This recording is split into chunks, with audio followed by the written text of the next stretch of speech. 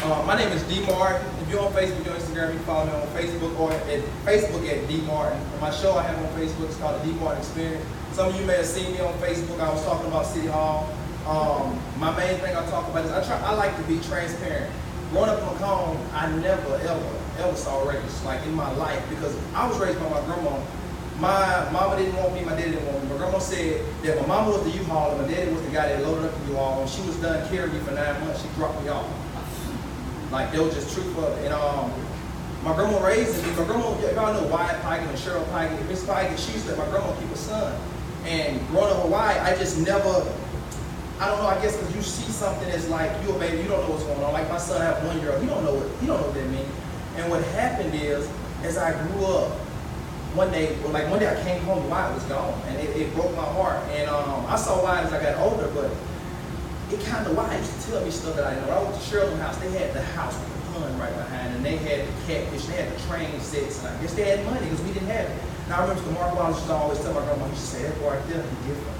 And as I got older, I got intrigued with like Andrew Carnegie and like Henry Ford and just like American history. I looked up to Hitler because Hitler didn't look like a racist to me, somebody who did genocide. He looked like a person who just had he had the potential to change the world, and he realized, he said, I can make the world mine. And to me, if you feel like you can make the world yours, no matter what, you should take over the world. And that may sound bad, but you look at America's the most strongest country in the world. So I said, this little black boy, I don't see color. I can be anything that I want to be. I can be the president. I was so weird, my grandma said. She said when I was a boy, like she used to watch me and the president would come on TV. And to this day, I respect the president. I just stand out and salute the TV because I said, it's more than it's ghetto on me. And I was raised in a community park. And as I got older, I started hunting and fishing. And like, as I began to play baseball, I played at Summit. I forgot the name of the team, but I played baseball. And I didn't know nothing about baseball, but I knew. I saw Henry Ford, I saw all these people.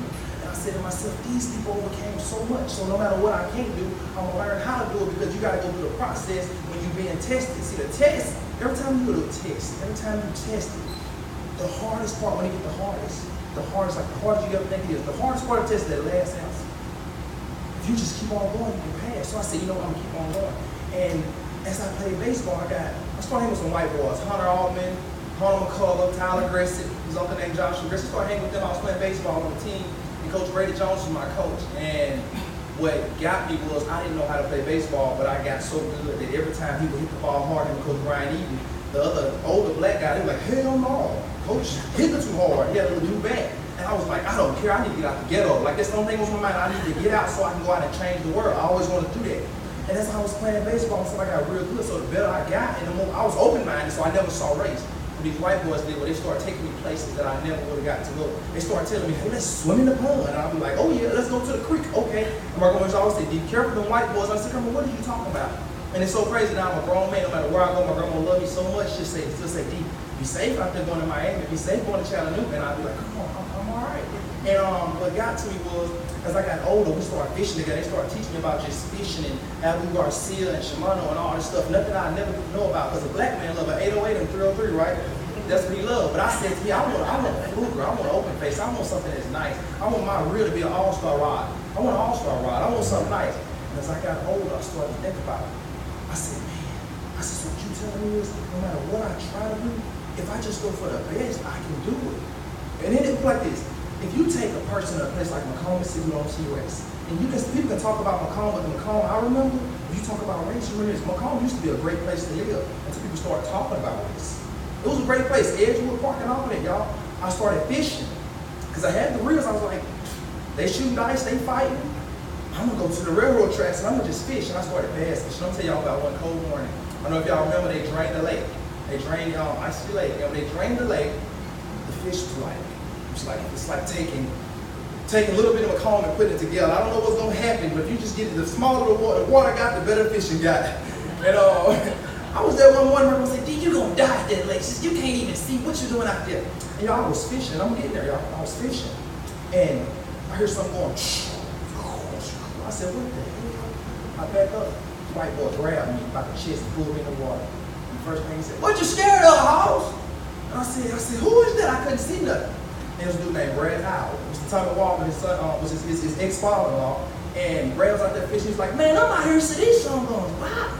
He said, man, I need your help, man. What I need you to do is I need you to come out here. What we gonna do is we gonna get them all round up in the middle and this corner back here. We just gonna walk go up and fish him, and as we catch him, we got William over here. William gonna just put him on the line. Hey, and if we want to, man, hey, don't tell nobody. We gonna snag him. What we doing, house? I don't know you. My name, Brad. You know, I'm just a regular white boy. What he told me was he was trying to let me know, hey, I'm showing myself friend. I'm your friend. Please trust me. And I fished these guys. And after I got done getting all muddy, I still don't see racism. I got done getting muddy. That means I go to Brad's house. Brad take care of me, clean me up. Brad dropped me off in the ghetto, community park. This white boy was down there. And the song that he was playing, he shouldn't even playing this song going through the ghetto because he had been everything with an end. And we got down there and I found out that night that my brother had collapsed that night while I was enjoying fishing with Brad. My brother had collapsed. He had a 900 and something blood sugar. And Brad, I called Brad. I had just got his number, 248-02345. I think that's 203 something. I remember the number then. I needed it. And as I went with Brad, as I called Brad, as soon as I called him, what's up, man? I said, Brad, they just found my brother. I need your help. And Brad came straight to me like he just turned around. And this very second, to this very day, y'all, when you get around people, when you raise, my grandma was raising me, she said, DB, you express you, always be full of you. And when I met Brad, it's like when he took me, he saw me again fishing, he said, you want to get in the boat? Like he opened me up, he let me know that no matter what my neighbors saying about white people, black people, it didn't matter because every time they said something bad, this person who saw me hungry growing up in the ghetto with no clothes, no nothing, and they wouldn't help me. But this man right here see me at the lake fishing, he helped me. I was begging everybody to take a picture of me fishing at the lake. I had a lady way across the way. But she did what she took a picture of me and she walked all the way around the lake. Y'all had to be like 2 miles. And she came and said, you see these pictures? She said, I'm gonna print them out and I'm gonna give them to you. She took pictures of me like, it was simple stuff like, just do something. Racism can change. It can change. You know how you beat racism? You beat racism by doing stuff like Brad. You send somebody who needs some help and you help them. Brad helped me, and when Brad did it, I basically ended up moving in with Brad. Mr. Tubby Walden had money. It ain't like D, because I was just me. I wasn't nothing else. I looked at them, I became their grandson, Alan, I became his godfather. Brad got 5 more boys. He said, he can't have a girl. I said, something wrong with him. But I became his godfather. And as I got older, I began to hold that. Ellen always called me Uncle D. Ellen brought this thought. I went to Oxford. Y'all listen to this. I moved to Oxford. I called Katie Hines in Oxford. She said, D, come. She said, you can move with us. Get rid of your apartment. I was like, nah. Because I know I was wild. I was Johnny Walker Blue Lady wild. And I was up in hotty toddy country. If you're an Ole Miss fan, I'm sorry, but they party hard.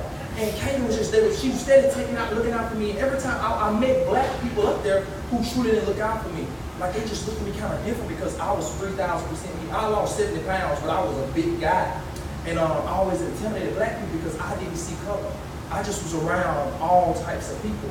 And as I got older, I got deeper into who I am as a person. I realized the more I try to figure out who I am as a black man, I got mad because I realized one thing. Everybody may say they know about black culture, but black culture doesn't have a culture. Because how can your ancestors get pulled from a land that you think was yours? You think you come from Africa, if you don't know. Like I didn't have a mama or daddy, so I don't know how to feel. So you don't truly know how to feel to come from somewhere. So when you don't, that's how you get this man with all this culture and just this stuff in New Orleans. That's how New Orleans was formed. It's New York City's greatest cities in the world. It was formed because so many different people came from so many different places. And what happened is greatness happened. People sit in the world. They live in a world like Macomb, Mississippi, and all this racism. Let me tell you this. Brad, this boy, this white boy who said, hey, house, took that first step. He was in my wedding. He was my best man in my wedding. He was my best man in my wedding. I got married July 29, 2017. My mama, she's alcoholic. My dad was one of the big drug dealers around here. He sold so much cocaine, they called him Curtis Blow. Curtis Blow is a rapper who said, y'all know the song, basketball is my favorite sport. I like the way you dribble up and down the court. Y'all know that song. Now, you know it. If you come on, everybody here dance. You've been to a Pelicans game, you know that song. All right, I'm going to take this. No matter what you've been through in life, no matter what you're going to go through, don't let nothing stop you. I've never been arrested. I never broken a bone. I never had an STD. I never had kids. I never had nobody pregnant. I never stole nothing. I never done nothing. Only thing I did was I wanted everybody to see that I'm just me. And I want somebody to hear me. That's all I ever wanted. And I want everybody to see one thing. The only way racism exists, race, is if you accept it. And I never accepted it because I always knew. I was so hungry, I couldn't afford to see racism. We were so poor, my grandma said, D, if you ain't got your black, you got faith. And I took my faith, and my faith has taken me to where I am now. And I thank God for y'all listening to me. My name is D Martin. Follow me on Instagram at @TheRealDMartin. That's my story. Let me tell you one thing about racism. Racism is not a race because when you racing, you compete. We're gonna